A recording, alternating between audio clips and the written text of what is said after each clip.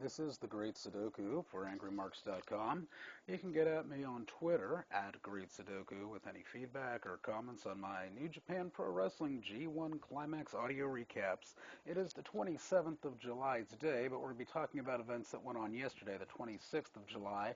And boy, did New Japan World throw us a curveball yesterday in not uploading a full replay of the day's events. I didn't wake up at 5:30 in the morning and catch it live. I figured I'll watch it at 9, 10, whenever I get up. But nope, the only thing they had available for watching later was the co-main event and the main event. And while I had oodles and oodles and oodles of free time yesterday to watch the G1 Climax matches and to write reviews, I didn't have quite as much time today. So what I've decided to do is just to review the G1 Climax Block A matches and review those. So that's what we're going to do here today. And we'll get right to that. First match I was really interested in because it was Bullet Club versus Bullet Club, and I wanted to see how this would play out. We had Gallows going up against Bad Luck Filet, and there is some honor among thieves, I must say, as prior to the match, Bad Luck Filet held his hand up in the "Too Sweet" salute, and Gallows was a little hesitant. He thought it over, but after a while he did put up the "Too Sweet" sign and high-five Bad Luck Filet with that, so it was good to see, Bullet Club kind of keeping it in the family there, not taking things personally and just getting down to business. And yeah, Bad Luck Filet is going to have to change that Bad Luck moniker to Mr. Upset Victory, because for a second match in a row, he cleanly beat an opponent that I would consider far superior to him, and he did finish Gallows off with a very stiff clothesline, and he picked up the win here today. But this match was just an all-out brawl. There was a point in the match where Gallows Irish whipped Bad Luck Filet into the guardrail gate. The gate swung open. The gate swung open so hard it clocked one of the wrestling ring attendants that was sitting there behind it and knocked him clean over. They were brawling through the crowd. First, Gallows picked up two sections of the actual guardrail itself, stacked them on top of each other, hit Bad Luck Filet with it. Not to be outdone, later in the match, Bad Luck Filet, as they were brawling through the crowd, grabbed two sections of the guardrail himself and threw that onto Gallows. So, it was interesting. It was a brawl, and it was nice to see after the match, too, the Too Sweet high five again. It was nice to see, the bro hug between Gallows and Bad Luck Filet, and them all going back to the dressing room with it was our Cody Hall. He came out with Gallows. So see the three of them just kind of heading back as Bullet Club and letting each other know it wasn't personal. It was just a tournament. And hey, it was a good match. For the first match of the G1 Climax Block A matches of the night, it was pretty decent. The next match we had Hiroshi Tenzin versus Toru Yano. Oh crap. A singles match that involves Yano. And I was really hoping that Yano would get decapitated by a bunch of Mongolian chops from Hiroshi Tenzin. While he didn't get decapitated, he did get his head busted wide open. I mean, this was Ric Flair levels of juice and color. And with Yano's blonde hair, it was doing that Ric Flair turn it pink thing. And this had to be a blade job, just the way that the cut looked on Yano's head and the amount of blood that just poured out of his forehead, and it was on the mat. You could see it for the rest of the card. That was pretty sick. The setup for that, we had Tenzin up on the top turnbuckle. He comes down with a diving fist across the forehead of Yano, and then, yeah, that supposedly busted Yano open, but nah, I'm sure it was a blade job. Unfortunately, Toru Yano got the win here. And how did he get the win, you ask? With a low blow mule kick that led to a backslide pin. I will say that again. In a G1 Climax Block A match in 2015, Toru Yano wins a match with a low blow mule kick that led to a backslide pin. I'm sorry, but backslide pins are bullshit. Use those for your mixed tag matches, your 6-man, your 8-man tag matches, your opening matches of the night.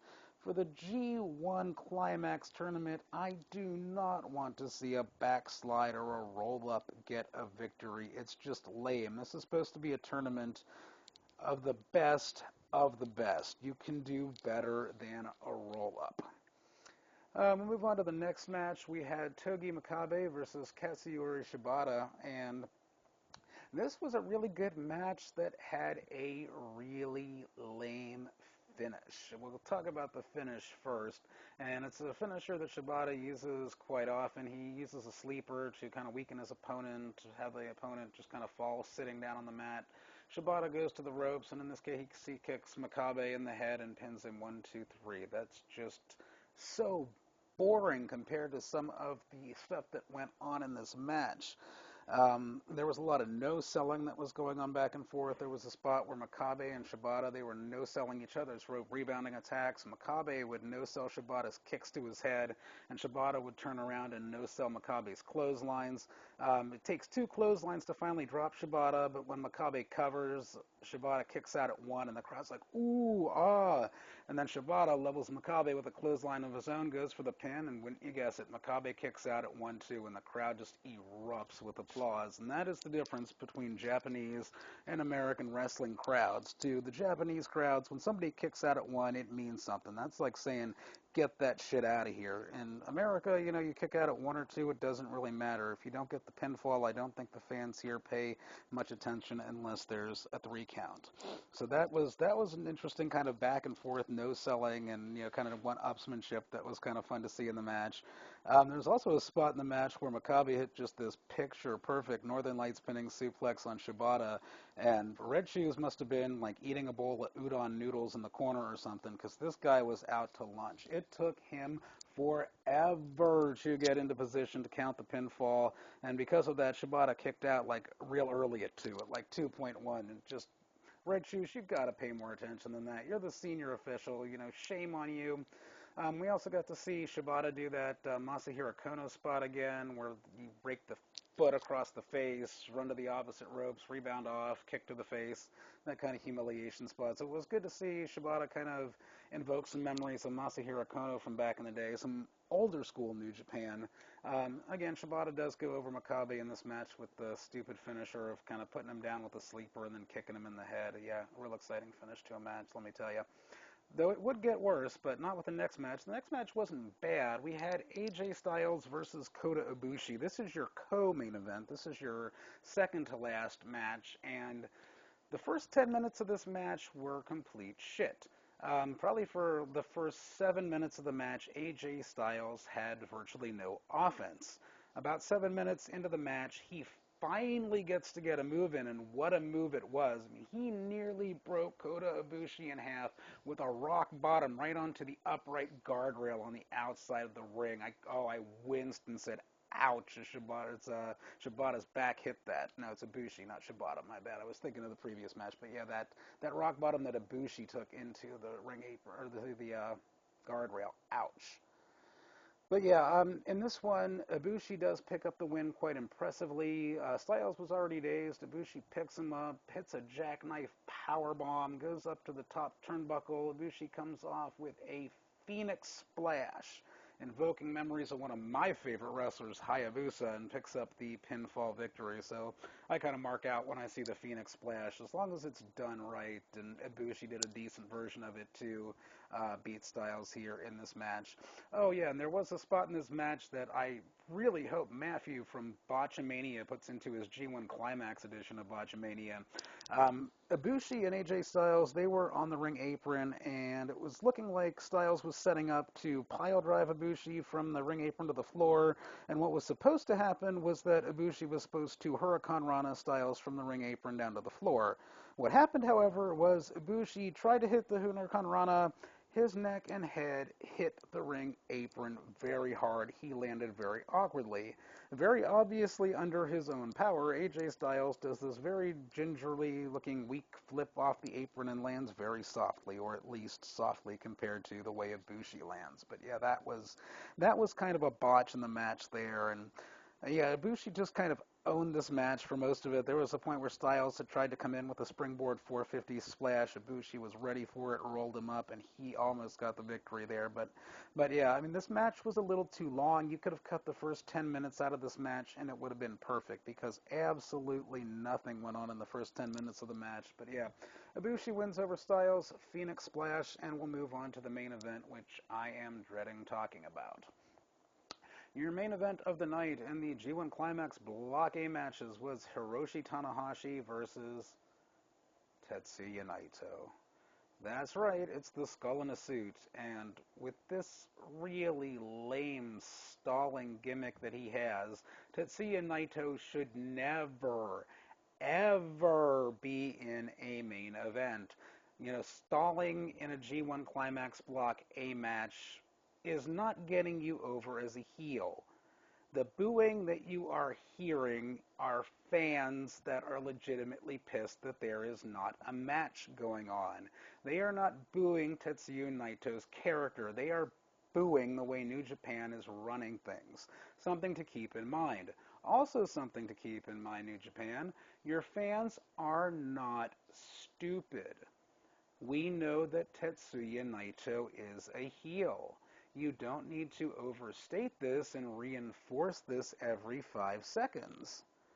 When Tetsuya Naito goes and lies down on the entrance ramp and then goes back into the ring for a split second at the count of 17 and then walks around the ring apron after having taken like 5 minutes of a rest on the outside of the ring, that goes beyond heel tactics into X-Pac heat. That goes into the realm of change the channel. And I should probably look up how to say that on Google Translate for Japanese. But I tell you what I did look up how to say in Japanese. I looked up how to say same old shit, because a lot of the offense Tanahashi was getting in is the same old shit you see in every match that Hiroshi Tanahashi wrestles. So for those of you who are interested, it's Muka Shikra no Tawango. So yeah, Muka Shikra no Tawagoto. That is how you say same old shit.